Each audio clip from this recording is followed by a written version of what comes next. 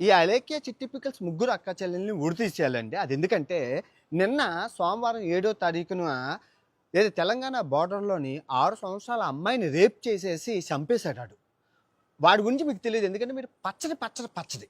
తర్వాత ఆంధ్రప్రదేశ్‌లో వస్తే 12 ఏళ్ల అమ్మాయిని రేప్ చేసేసారు ఎన్టీఆర్ జిల్లాలోని. అది మీకు తెలీదు. నిన్న జరిగింది. ఎందుకంటే మీరు పచ్చడి.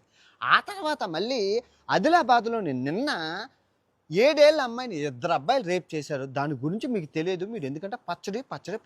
అది పక్కన పెడితే శ్రీరామనవమి రోజు గుడికెళ్ళిన ఒక అమ్మాయిని 7 మంది రేప్ చేసి గుళ్ళోనే నోట్లో ఉచ్చపోసి వీడియో తీసి పెడితే అది ఎవ్వరూ తెలీదు. ఆళ్ళ ఫోటోలు ఉన్నా కూడా ఆళ్ళేం చేయలేరు. ఎందుకంటే పచ్చడి. అరే ఈ పచ్చడి ఇంత గుద్దకు సిగ్గుండకపోతే ఆ అమ్మాయిలు మేము చచ్చిపోతున్నామని వీడియో చేసి పెట్టారు. ఈరోజు పెట్టారు. మమ్మల్ని వదిలేయండి బాబో రామప్రభు మమ్మల్ని వదిలేయండి.